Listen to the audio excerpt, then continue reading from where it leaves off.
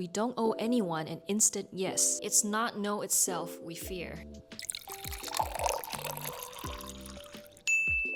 Have you ever found yourself saying yes, even when you really don't want to? That was me for years. Running errands, agreeing to things I didn't really care about, just to keep people happy. Luckily, over time, I learned how to say no. And in this video, I'm sharing 5 steps that help me set boundaries without feeling guilty. Step 1. Pause your yeses. It took me a while to realize that we're often trading our yeses for external validation and approvals. We think if we do this for a certain somebody, they'll like us more. From my experience, it's usually the small errands that drain us. Lending our charger, grabbing an extra sandwich, or dropping off a neighbor's kid.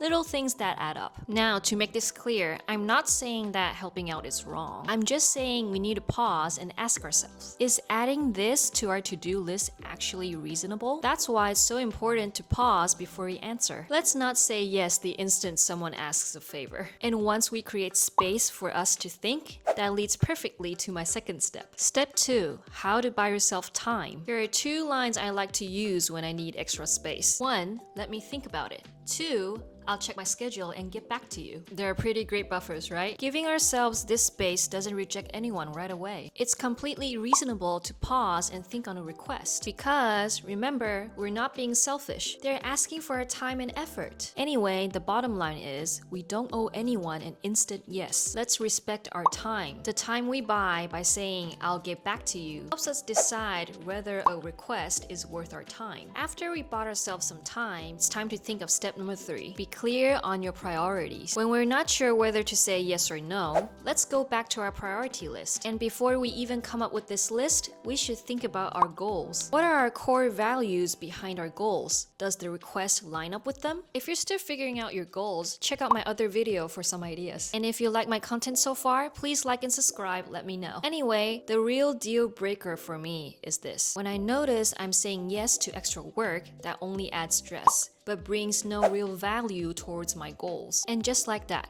once I'm clear with my priorities, the pressure to say yes disappears. After we got our priorities straight, we practice step number 4. Practice our no's. Probably some of us are afraid to say no, but really, it's not no itself we fear. It's conflicts and confrontations. The truth is, we don't have to start with a dramatic confrontation. We can start small. Say no to lending a book that you don't want to lose, or say no to joining an event that you're not interested in at all. Every time we practice saying no, we regain our confidence and sense of self-worth. And the more we practice these small no's, the easier it is for us to handle the bigger ones. Life is all about making the right decisions. If we respect our time, others will too. If you're wondering whether setting boundaries is being selfish, this takes us to step number 5. Shift our mindsets. Setting boundaries isn't being selfish. It's about drawing the line and keeping mutual respect. We all deserve respect for our time, our energy, our choices, and our relationships. The people who truly care about us don't love us for our yeses.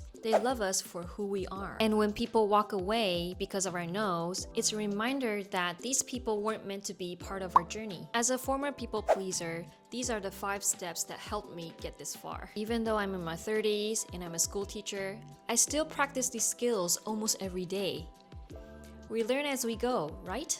If you watched this far, I hope this video resonates with you. I sincerely hope these steps help you set healthy boundaries too. And if you're interested in learning how to quit seeking external validation, check out this video, and I'll see you next time.